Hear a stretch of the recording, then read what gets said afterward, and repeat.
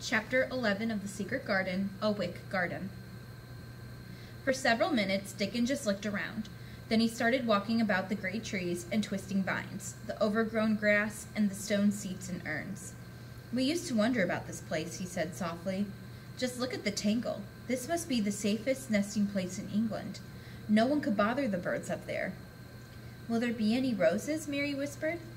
Dickon stepped over to the nearest tree. He took a knife from his pocket and cut into a branch. "There's lots of dead wood, but it's as wick as you and me," he told her. Grinning widely, he showed Mary a little brownish-green shoot. "Wick?" she asked. "That's Yorkshire for alive," Dickon said. "Oh, I'm glad it's wick!" Mary exclaimed. Dickon put a finger up to his lips. Mary whispered happily, "I want everything here to be wick." One shrub at a time, Dickon showed her how to cut away the dead wood to find the living wood. When it looks greenish and juicy, it's wick. When it's dry and breaks off easy, you cut it away.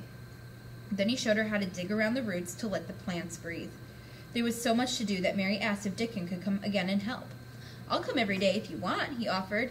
"We'll wake up this garden. You'll get stronger, and I'll teach you how to talk to the robin. We'll have loads of fun."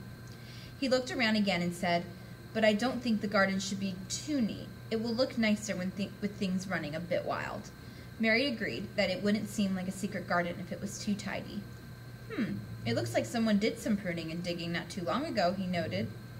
"But the door was locked and the key was buried. How could anyone get in?" Mary said. Dickon scratched his head. "Aye, how could it be?" he murmured. They kept working in the warm sunshine. Mary was startled when the clock in the courtyard chimed 12, time for lunch. Dickon had brought a sandwich to eat in the garden and work some more before going home. Mary hated to leave. She was afraid Dickon would disappear like a wood fairy. Walking to the door, she turned and said, "Whatever happens, you would never tell about the garden." Dickon smiled. "If you were a thrush and you showed me your nest, do you think I'd tell? Not me. Your secret is safe."